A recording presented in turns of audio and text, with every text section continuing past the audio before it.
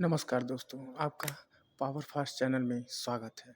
आज की इस वीडियो में हम जानेंगे टाइप्स ऑफ मोटर। तो चलिए दोस्तों जानते हैं टाइप्स ऑफ मोटर।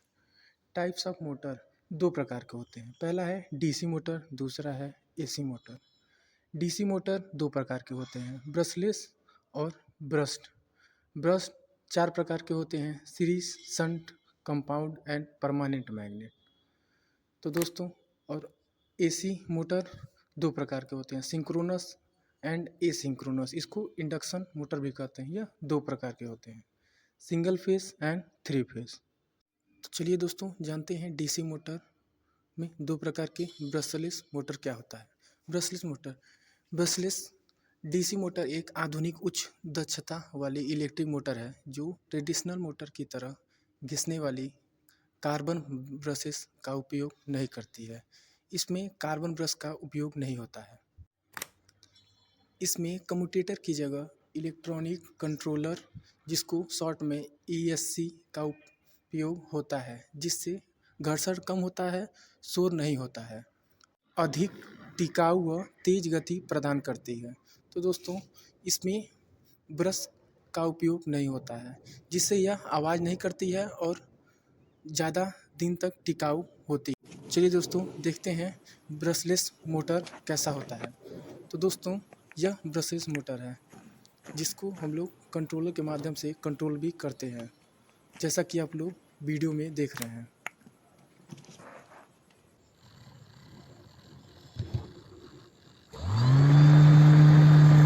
तो दोस्तों इसका स्पीड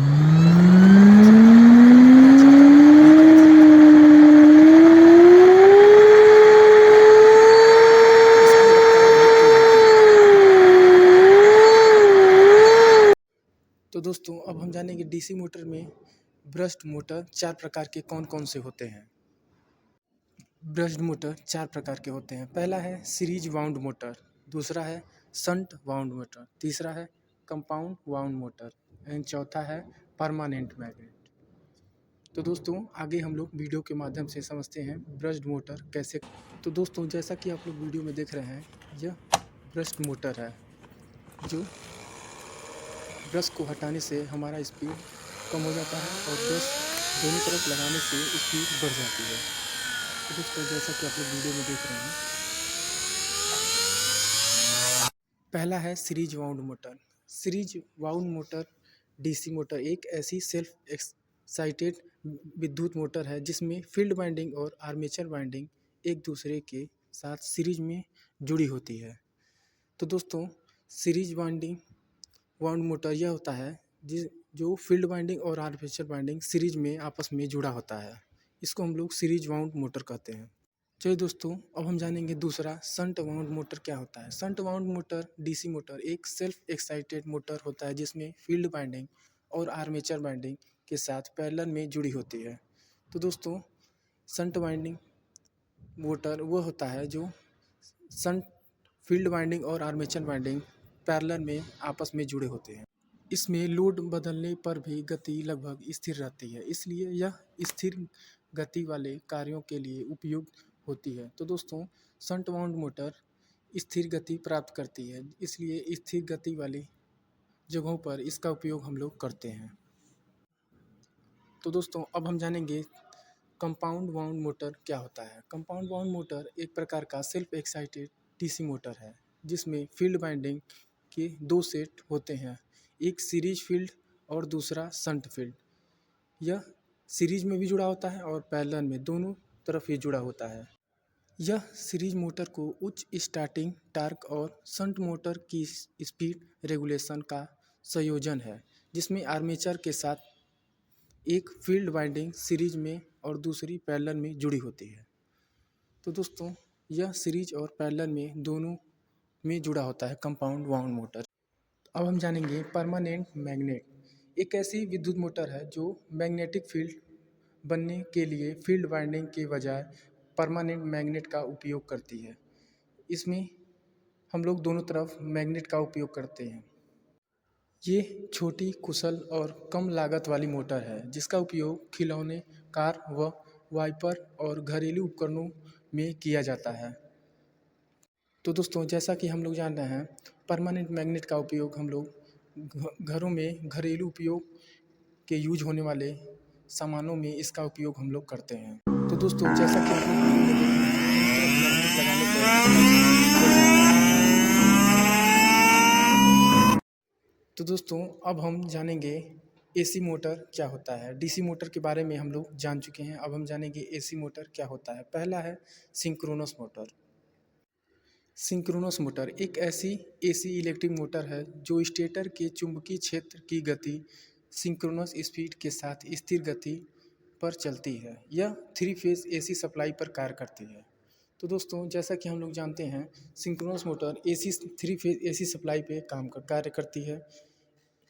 इसमें स्टेटर चुंबकीय क्षेत्र सिंक्रोनस स्पीड के साथ स्थिर गति पर इसमें रोटर की डीसी उत्तेजन की आवश्यकता होती है। यह इंडक्शन मोटर के विपरीत बिना किसी स्लिप के निरंतर गति प्रदान करती है। दोस्तों जैसा कि हम लोग जानते हैं, कांस्टेंट स्पीड प्रदान करती है।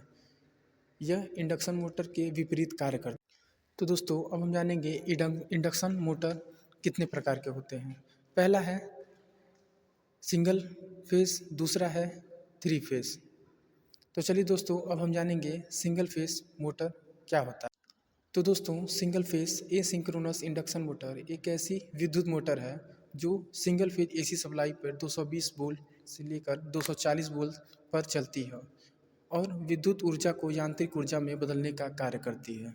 तो दोस्तों सिंगल फेज एसी मोटर यह सिंगल एसी सप्लाई पर 220 वोल्ट पर कार्य करती है। यह विद्युत इलेक्ट्रोमैग्नेटिक इंडक्शन के सिद्धांत पर कार्य करती है। आमतौर पर यह घरेलू उपकरणों, पंखे, फ्रिज, वॉशिंग मशीन में उपयोग की जाती है।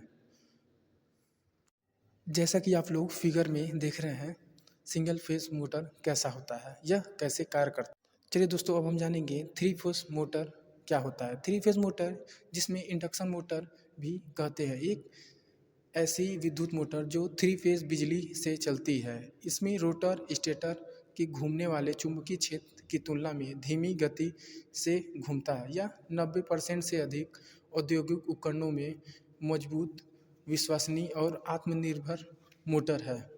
इसका उपयोग हम लोग कंपनियों में ज़्यादातर करते हैं। तो दोस्तों जैसा कि आप लोग फिगर में देख रहे हैं, यह 3 फेज मोटर है। तो दोस्तों अब हम जानेंगे सिंगल फेज को 3 फेज में कैसे बदलते हैं। इसको हम लोग वीडियो के माध्यम से समझते हैं। तो दोस्तों अगर वीडियो अच्छा लगेगा तो लाइक एंड सब्सक्राइब करना ना भूलें। तो चलिए दोस्तों अब हम आगे जानेंगे सिंगल फेज को 3 फेज में कैसे बदलते हैं। सिंगल फेज को 3 फेज में कैसे कन्वर्ट करें? क्या घर की सप्लाई से 3 फेज मोटर चल सकता है? सिंगल फेज सप्लाई घर में यूज होता है जिसमें एक फेज और न्यूट्रल होता है, लेकिन इंडस्ट्रीज में 3 फेज सप्लाई होता है जिसमें 3 अलग फेज होते हैं, R, Y, B। Single phase को डायरेक्टली 3 फेज में कन्वर्ट नहीं किया जा सकता क्योंकि दोनों का सिस्टम अलग होता है। लेकिन एक सॉल्यूशन है VFD या फेज कन्वर्टर। यह डिवाइस सिंगल फेज को प्रोसेस करके 3 फेज आउटपुट देता है। यह पहले AC को DC में कन्वर्ट करता है, फिर उस DC को वापस 3 फेज AC में कन्वर्ट करता है। इस तरह से सिंगल फेज से भी 3 फेज मोटर चलाया जा सकता है। अगर आपको ऐसे प्रैक्टिकल इलेक्ट्रिकल